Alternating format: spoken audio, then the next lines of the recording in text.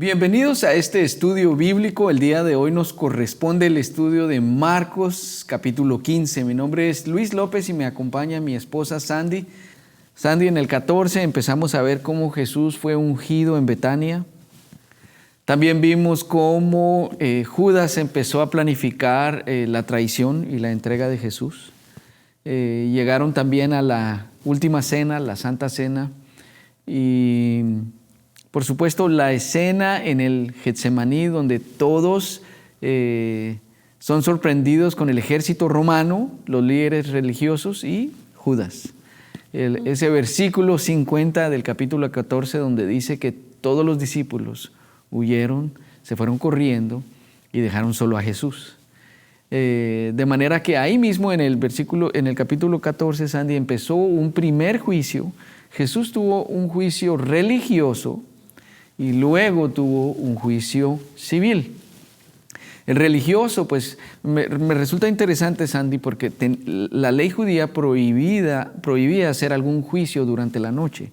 Ellos no podían hacerlo. Sin embargo, había otra ley que decía que no se podía condenar a muerte a ningún reo el mismo día. Entonces pienso que era plan con maña, como dicen en tu país.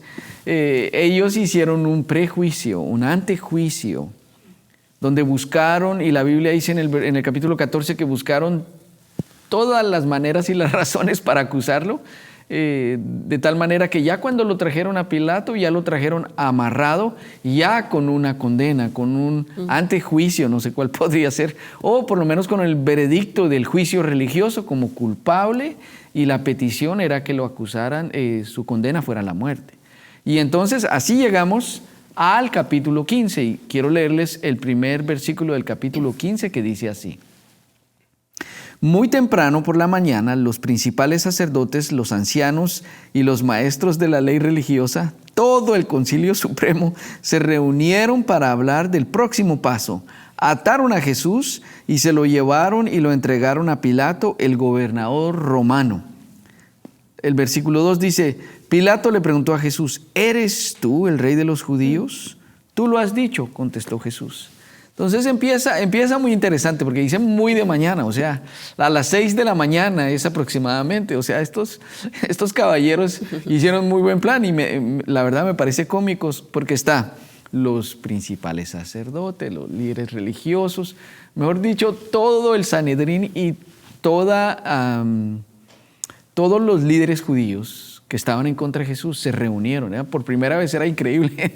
Los fariseos y los saduceos eran amigos porque tenían algo en común, el deseo de eliminar a Jesús. Llegaron a las 6 de la mañana, Jesús amarrado, y le dicen a Pilato, aquí está este hombre y queremos que tenga la condena de muerte. Entonces, bueno, número 1, ¿por qué lo llevaron ante Pilato?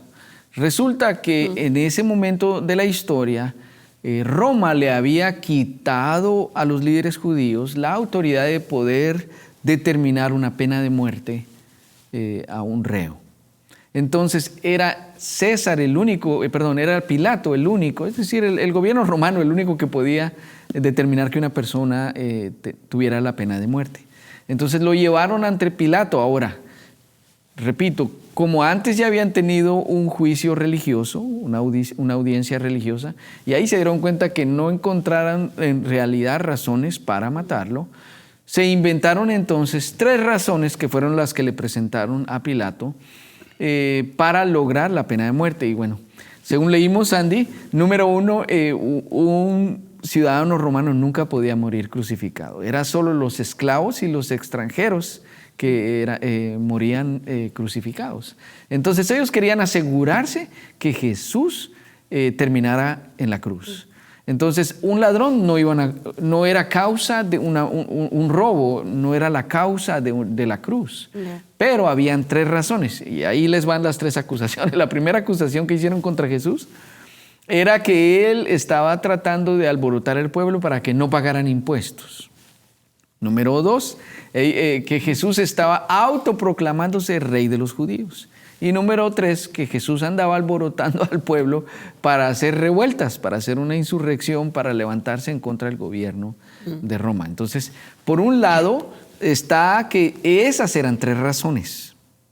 la evasión de impuestos, el terrorismo y el querer autoproclamarse independiente de Roma eran 3 razones que justificaban la cruz. Por eso ellos escogieron esos cargos, por este lado. Por el lado de Pilato, resulta que esa zona había tenido una revuelta recientemente. Por eso es que él tenía el ultimátum de parte del César. Si hay otra revuelta, él perdía su posición, perdía, por supuesto, la posibilidad de ascenso. Así que él también estaba caminando en un terreno delicado. Por eso es que ellos supieron cómo presentárselo a Pilato, decirle, ok, aquí está necesitamos que lo crucifiques. Y la Biblia nos dice que también en Juan incluso le amenazan y le dicen, si tú no lo condenas a muerte, nosotros vamos y te culpamos, te acusamos ante el César. Entonces, la verdad, Pilato tenía una posición difícil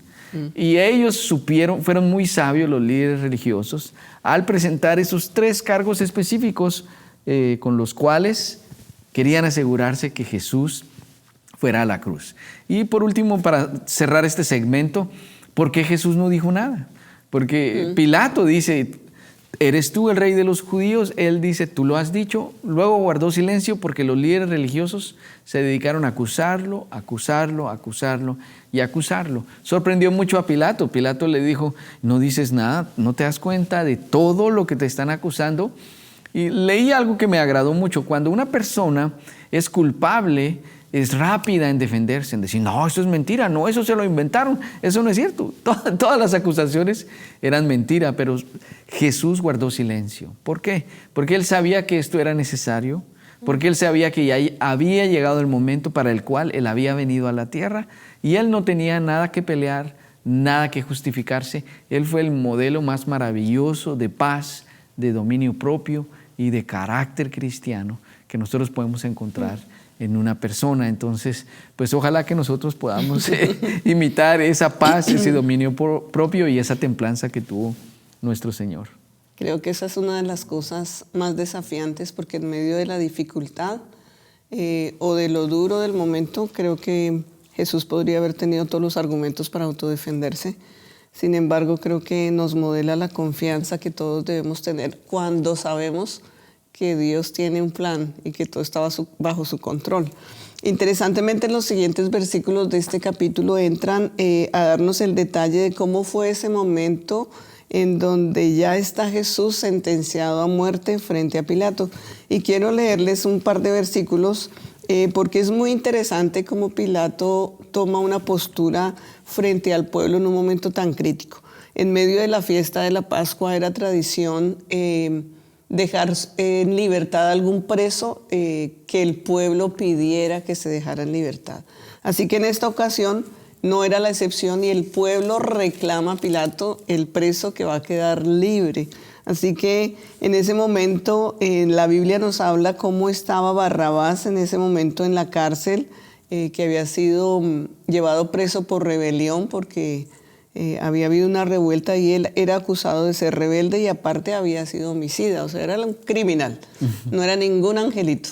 Y él está en medio de esta situación y podríamos decir que nadie iba a querer que un preso de ese tamaño saliera libre. Sin embargo, Barrabás para el pueblo era como un héroe porque estaba peleando por sus derechos en cierta manera. Así que el pueblo en ese momento tenía otro corazón, ¿verdad? No estaban pensando en que él era un criminal, sino que realmente deseaban que saliera libre. Pilato inicia con unas preguntas que a mí me interesan mucho leerlas en este momento. La primera pregunta es que Pilato le responde al clamor del pueblo diciéndoles, ¿queréis que les suelte al rey de los judíos? Y es bien interesante que Pilato lo reconoce en ese primer momento como el rey de los judíos, porque Pilato sabía que la gente religiosa no estaba trayendo a Jesús a ser sentenciado porque estaban interesados en que el sistema romano no sufriera, sino realmente Pilato sabía que la motivación del corazón de los líderes era la envidia porque sabían que Jesús estaba tomando popularidad en medio del pueblo y eso no les gustaba. Así que Pilato viene y les dejan claro, este es el rey de los judíos, ustedes quieren que lo suelte. Y La gente obviamente no estaba buscando que Jesús fuera dado en libertad y vuelve él y les hace la pregunta por segunda vez. Les dice, ¿qué pues queréis que haga del que llamáis el rey de los judíos? Y el pueblo empieza a una voz a gritar, crucifícalo. El pueblo grita su sentencia totalmente sobre Jesús. Pilato, sabiendo, uno, que las motivaciones de los corazones eran incorrectas, que estaban tratando de culparlo de algo de lo cual no era culpable. Dos, que no había realmente una evidencia de una razón por la cual llevarlo a la cruz. Se ve enfrentado con un pueblo que grita, crucifíquenlo. Entonces Pilato lanza la tercera pregunta y dice, ¿qué mal ha hecho? Todavía Pilato está frente al pueblo diciendo, ¿qué les pasa? O sea, este hombre es inocente y ustedes están gritando que sea crucificado, pero el pueblo gritó aún más fuerte, crucifíquenlo.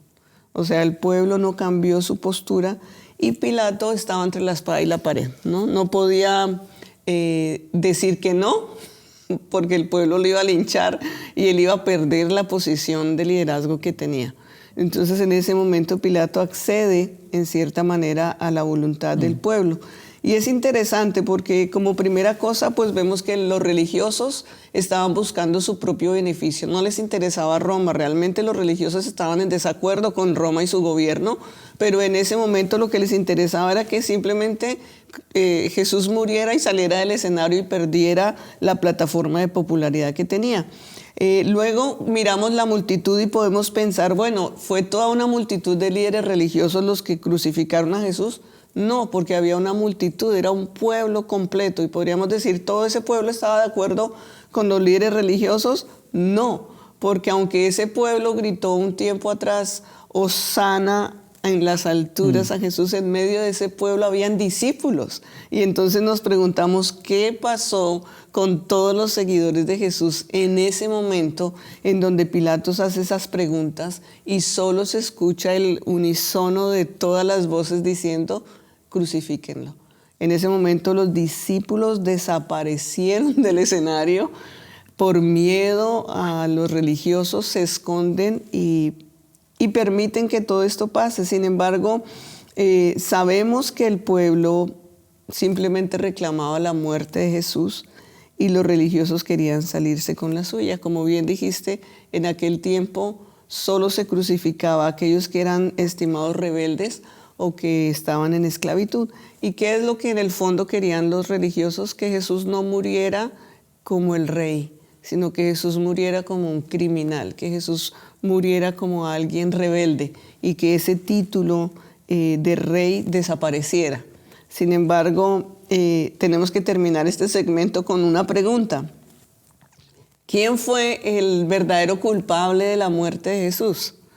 Podríamos decir que los religiosos fueron los culpables de la muerte de Jesús, pero la respuesta honesta es que todos fueron culpables de la muerte de Jesús. No solamente los religiosos que levantaron esta calumnia e instaron al pueblo a que Jesús fuera crucificado, sino que los discípulos abandonaron a Jesús. Pedro lo negó, Judas lo entregó, los discípulos se escondieron, lo abandonaron, la multitud fue apática, no hizo nada frente a Jesús, los religiosos lo acusaron injustamente, los romanos lo torturaron, así que todos tuvieron un poquito de parte. Así que la respuesta es, todos lo entregaron, todos fueron culpables. La pregunta interesante es mirarlo hacia nosotros. Si hubiésemos estado nosotros en ese lugar, ¿cuál hubiera sido nuestra postura? ¿En qué grupo hubiéramos estado? ¿Entre los que huyen, entre los que callan, entre los que acusan, entre los que son indiferentes? ¿Dónde estaríamos nosotros? ¿Cuál hubiera sido nuestra reacción? Esa es una pregunta creo que muy difícil de responder porque todos diríamos, yo lo hubiera defendido. La verdad me sorprende mucho y realmente trasladarnos ahí y pensar dónde estaríamos nosotros, en qué grupo estaríamos, es un análisis que es importante hacer. Entonces, además porque podríamos decir que solo sucedió en ese momento de la crucifixión, pero la verdad es que cada día nosotros tenemos decisiones que nos ponen a favor de Jesús o en contra de Jesús.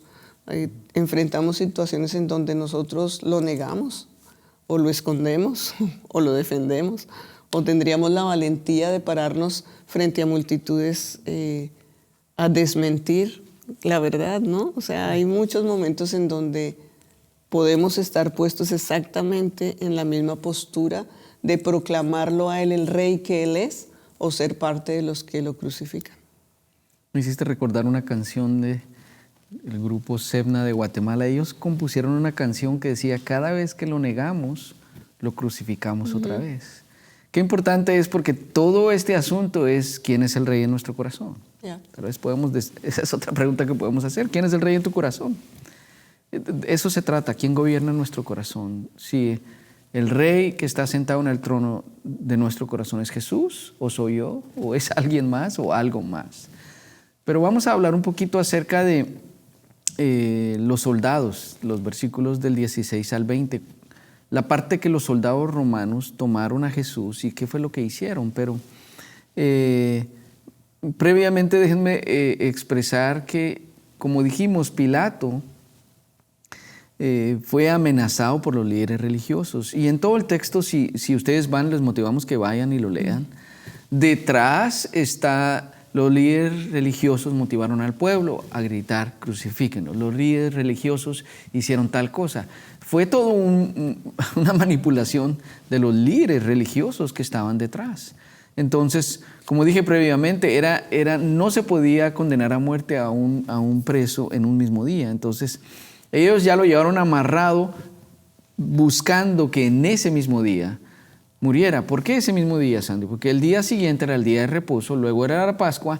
Era imposible que ellos tenían que asegurarse que muriera hoy, porque si no, se iba a extender. Y si ustedes pudieron ver, Pilato estaba buscando cómo salvarlo. En otro evangelio dice que lo mandó a Herodes. Él estaba buscando la manera de poder salvar a Jesús. Pero ellos, no, Él se nos va hoy. Entonces, al fin le dijeron a Pilato: bueno, o lo matás o te acusamos y también estás frito también vos, ¿verdad? Entonces, en el versículo 16, déjenme leerles el versículo 16 del capítulo 15, dice: los soldados llevaron a Jesús al patio del cuartel general del gobernador, llamado el Pretorio, y llamaron a todo un regimiento. Entonces, aquí vale la pena la aclaración. Un regimiento, Sandy, era un grupo de 600 soldados. Según leímos, estos 600 soldados estaban ahí debido a la reciente revuelta para asegurar el orden y el apoyo a Pilato. Lo vistieron con un manto púrpura y armaron una corona con ramas de espinos y se la pusieron en la cabeza. Entonces lo saludaban y se mofaban: viva el Rey de los judíos, y lo golpeaban en la cabeza con una caña de junco. Esta escena la hemos visto quizás en muchas películas, pero me parece una escena bastante fuerte. El Señor Jesús, yo pienso que Él murió todo el tiempo desde que vino. Él murió cuando en el desierto el enemigo le dijo: si en verdad eres el Hijo de Dios, convierte estas piedras en pan. Jesús murió a sí mismo porque Él dijo: yo soy el Hijo de Dios y no tengo nada que probarte. No hizo nada, Él murió así. En todo su recorrido y peregrinaje en los 33 años que estuvo acá, Él murió constantemente. En ese momento que le pusieron la corona y le pegaban con la caña, por supuesto, la corona se ensartaba en su frente, le pusieron un manto púrpura que reflejaba la realeza, y se arrodillaban en burla: salve Rey de los judíos. Yo pienso que en ese momento también Jesús estaba muriendo a Él, muriendo a ser verdaderamente el Hijo de Dios, a ser verdaderamente el Rey de Reyes, pero lo hizo todo por amor a nosotros. ¿Por qué Pilato tomó esa decisión? Yo pienso, Sandy, que Pilato tampoco tomó la decisión por Roma, así como la acusación de los líderes no era por lealtad a Roma. Sí. Pilato tampoco tomó esa decisión por lealtad a Roma. Tomó porque dijo: yo necesito. Entonces miren lo que hizo Pilato. Número 1, dejó libre a Barrabás. ¿Por qué? Porque le convenía tener contento al pueblo y evitar una revuelta. Condenó a Jesús a morir. ¿Por qué? Porque le convenía tener contentos a los líderes religiosos. Entonces, muy tremendo que definitivamente él, por complacer a otros y no por perseguir la verdad, tomó las decisiones. Este segmento nos enseña eso. Este segmento nos enseña que nosotros tenemos que ser cuidadosos, porque a veces, Andy, el qué dirán puede ser muy fuerte en nuestra vida. A veces nosotros rendimos la verdad, lo correcto y lo que debemos hacer por miedo al qué dirán, por miedo a tener contento al pueblo, por miedo a que no nos acusen otros. La verdad es que Dios espera de nosotros, su pueblo, que peleemos siempre la verdad. Lo importante no es conocer la verdad, eso dice Santiago capítulo 1. Lo importante es aplicarlo, no es el conocimiento, no es lo que hace que nuestra vida sea transformada. Es la aplicación de ese conocimiento lo que hace que nuestra vida sea transformada. De manera que, ¿cómo expone el capítulo las motivaciones del corazón?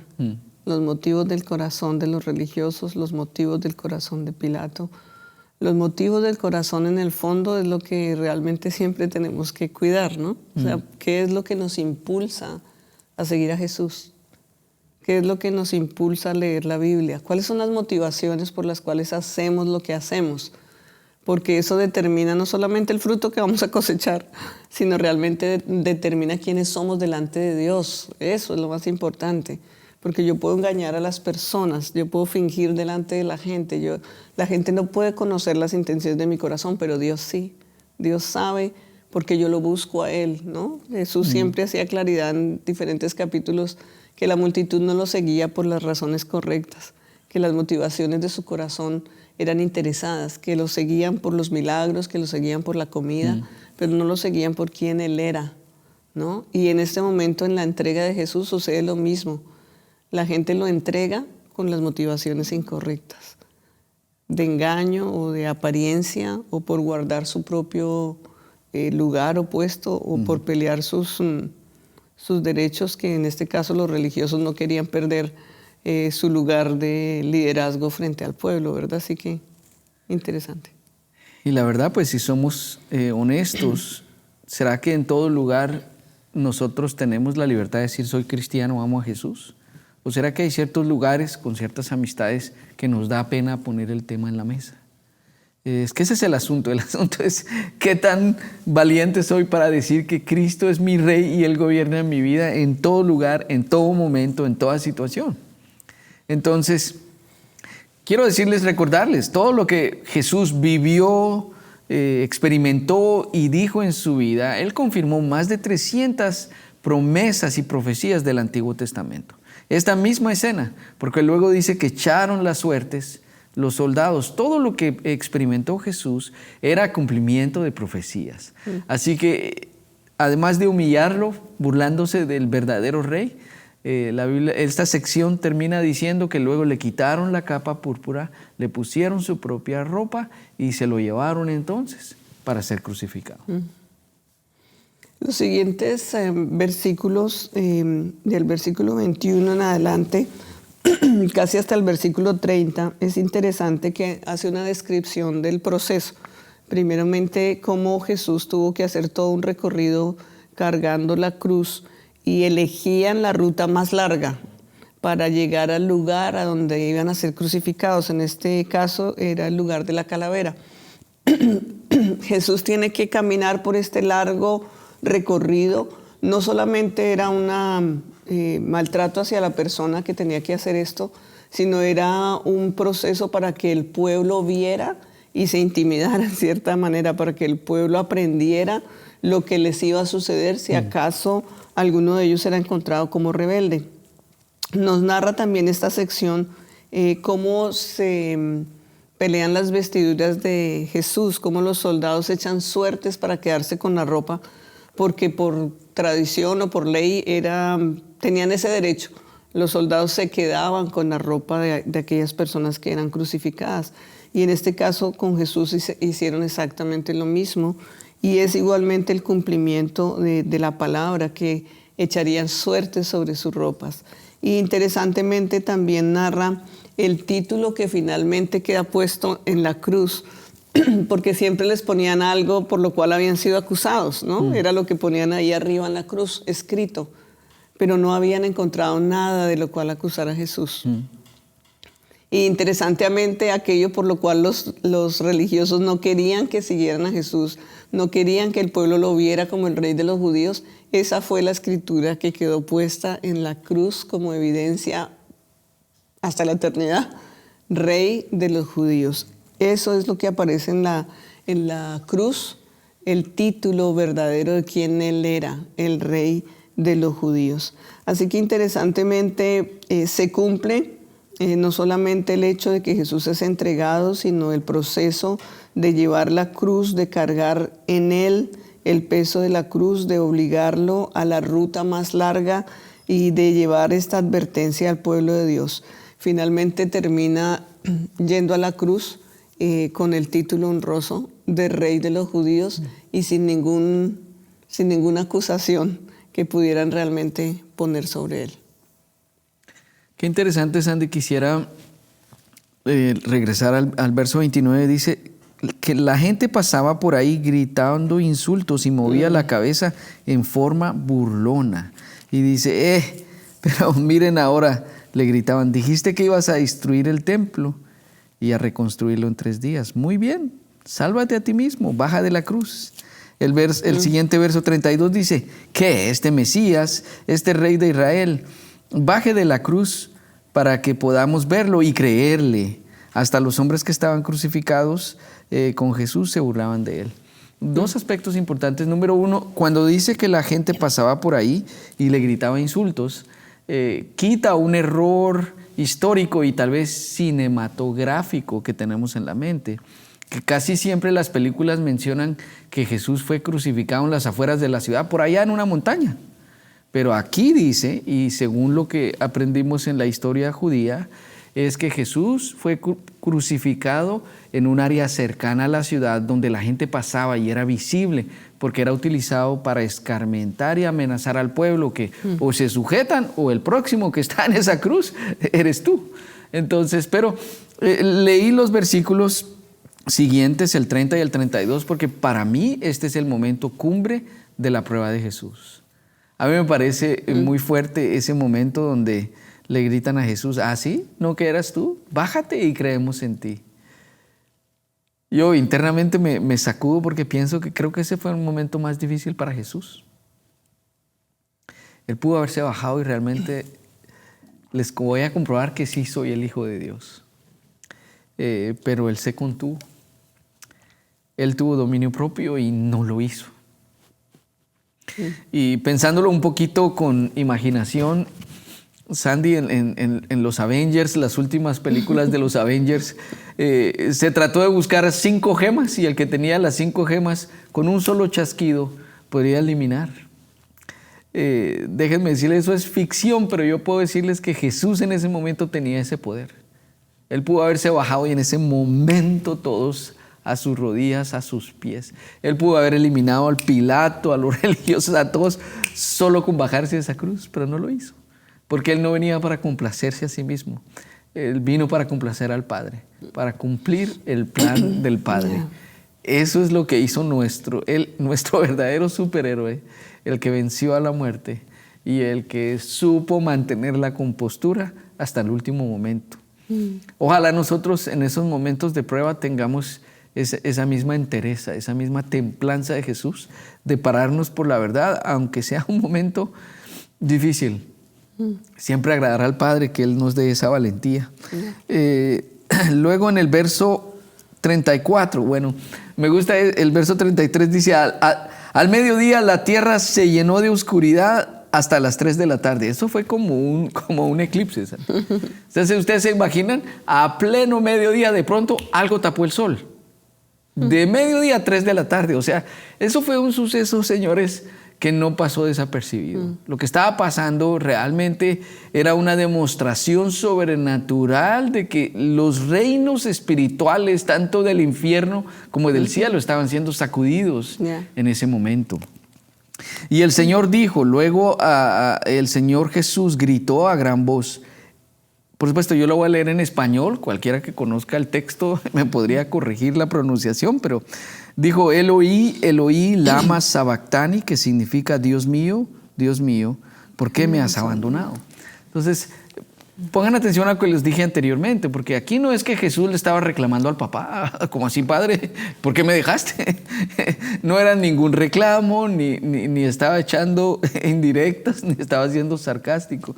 Estaba cumpliendo el Salmo 22.1. Estaba cumpliendo una de las profecías que él iba a decirlo. Y en Juan 19:30 dice que después de esto él gritó, consumado es. Además que no estaba expresando esa frase por enojo con la voluntad del Padre, sino por dolor de la separación del Padre. Porque en ese momento era el momento de sentir que moría, era la separación del Padre. Correcto. Eso es lo que realmente impulsaba ese clamor. Es que Hebreos dice que él vino con el propósito de experimentar todo lo que nosotros experimentamos y ser expuesto a todos los pecados que nosotros hemos sido expuestos y demostrarnos que Él venció. Y qué tremendo lo que dijiste, porque Él vino para restaurar nuestra relación con el Padre, pero Él tenía que experimentar esa ruptura, ese vacío, esa separación para poder decir, consumado es, ahora sí es Padre, ya lo hice, ya lo cumplí. Y la Biblia dice entonces que, me encanta, la Biblia dice, ya no lo puedo leer por razón del tiempo, pero el verso 39 dice que el soldado romano que estaba ahí enfrente dijo, carambas, bueno, no lo dijo así, pero dijo, definitivamente este hombre era el Hijo de Dios. O sea, es que era innegable, los que estuvieron ahí no podían negar. Ante la demostración de los astros, ante la demostración de lo que estaba pasando alrededor, era literalmente imposible de negar que Él no era el Hijo de Dios. Además que la Biblia dice que cuando pasó esto hubo un terremoto, cuando Jesús murió.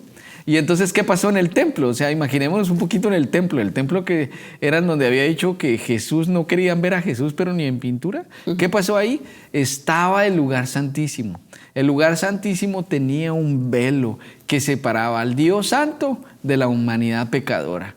¿Qué le pasó al velo? En ese terremoto el velo se rasgó. Y me encanta que la Biblia hace la aclaración. Se rasgó como que el dedo de Dios lo hubiera roto. De arriba para abajo.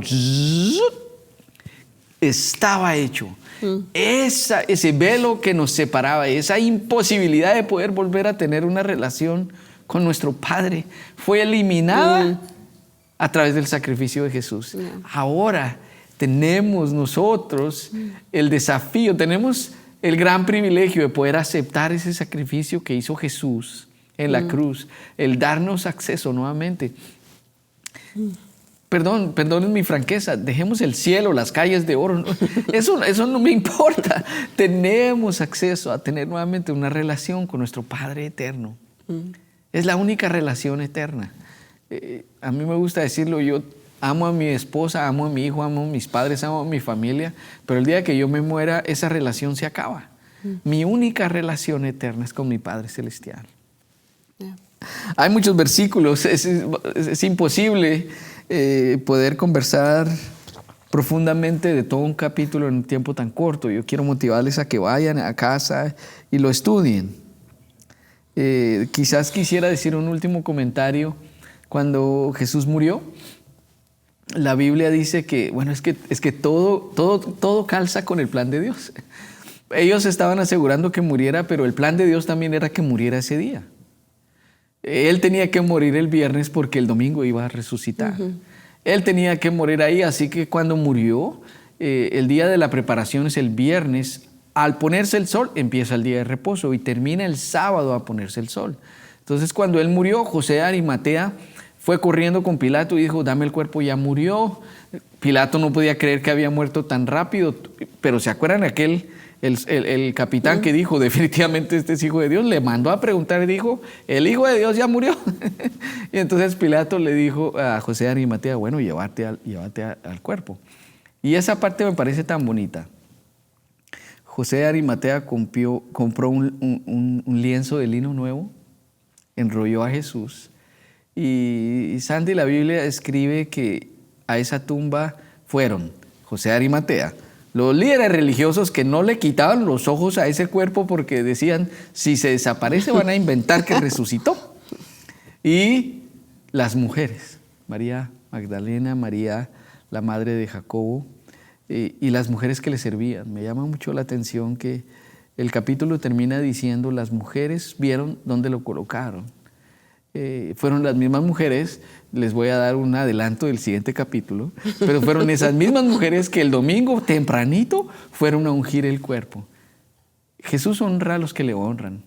Ellas no tuvieron pena a la muerte, no tuvieron pena a lo oprobio y estuvieron con Jesús a los pies de la cruz. Ellas que pagaron ese precio y estuvieron dispuestas a que las maltrataran, a que quizás las condenaran a muerte también, fueron las primeras en ver a Jesús resucitado. Oye, antes de que termines, dijiste algo súper valioso. No sé si todos lo logramos ver o escuchar, pero todos querían que Jesús muriera el viernes por motivaciones egoístas. El Padre, ese era el plan humano, pero el Padre tiene un plan maestro. Y ese plan maestro también estaba escrito para que fuera el viernes, pero por las motivaciones correctas del cumplimiento del plan divino. A lo que voy es que siempre están estos dos planes en ejecución. No importa qué sea lo que estés pasando, puede haber un plan que tú deseas que Dios cumpla en medio de tus circunstancias. Muchas veces tal vez las motivaciones sean correctas o incorrectas, no lo sabemos, o egoístas en nuestras oraciones, pero por encima de eso está el plan maestro. Y muchas veces pensamos que Dios no va a hacer, pero Dios está orquestando un plan perfecto y muchas veces casan los milagros de la misma manera que los estábamos tal vez esperando, en otras tal vez no, pero nunca nos olvidemos de eso. O sea, puede que humanamente estén pasando muchas cosas, aunque las motivaciones de esas situaciones no sean correctas. Muchas veces somos movidos realmente por motivaciones egoístas, casi siempre, honestamente. Pero por encima de nuestro plan está el plan maestro. Dios tiene un plan y lo va a cumplir. Y siempre el final es el correcto. Y la verdad es, hay mucho para hablar. Quisiéramos tener más tiempo para hablar, pero déjame cerrar con este pensamiento. Hay una frase que no está en la Biblia, es una frase romántica cristiana que dice, cuando Jesús estaba en la cruz, tu nombre estaba en su mente. La Biblia no lo dice tal cual, pero la Biblia dice que Él nos conoce desde antes de la fundación de este mundo. Y tú y yo formamos parte de este drama, de esta tremenda experiencia, tribulación de Marcos capítulo 15. ¿Por qué? Porque cuando Jesús estaba en la cruz, Él estaba pagando por los pecados del mundo y por los pecados que tú y yo íbamos a cometer. Entonces, en realidad sí estábamos en su mente, porque Él estaba de una vez pagando la deuda de los pecados que nosotros, miles de años después, que íbamos a vivir, íbamos a cometer. Él ya los pagó. Así que es imposible cerrar de otra manera más que invitándote, después de poder ver y comprobar de este maravilloso sacrificio que hizo Jesús. Yo quiero hacerte esa invitación. Tal vez Jesús aún no es el rey de tu vida. Yo quiero hacer una oración para invitarlo. Y si tú no la has hecho, quiero que repitas conmigo. Di estas sencillas palabras. Di, Señor Jesús, gracias por haber muerto para pagar por mis pecados. Recibo ese regalo de la vida eterna. Perdona mis pecados y ayúdame a vivir para ti. Según Marcos capítulo 10, versículos 9 y 10, si hiciste esta oración, has nacido de nuevo. Ahora eres un hijo de Dios, una hija de Dios. Quiero animarte a sigue buscando la palabra, sea un apasionado por leer la palabra, estudiarla. Encuentra una iglesia que te enseñe la palabra y que crezcas en su conocimiento. La vida tomada de la mano del Señor, donde Él es el Rey, el único Rey que se sienta en nuestro trono, y caminando de la mano de nuestro Padre, Es la mejor vida que podemos vivir aquí y es la mejor preparación para la vida eterna que Él ha preparado para nosotros. Gracias por acompañarnos. El tiempo voló, pero te esperamos. Bueno, y si quieres ver las notas, porque hubo cosas que no pudimos conversar, recuérdate que en las notas de este episodio puedes encontrar un documento para descargar y poder profundizar un poquito más. Que Dios te bendiga y nos vemos la próxima semana en un nuevo estudio bíblico. Buenas noches, bendiciones.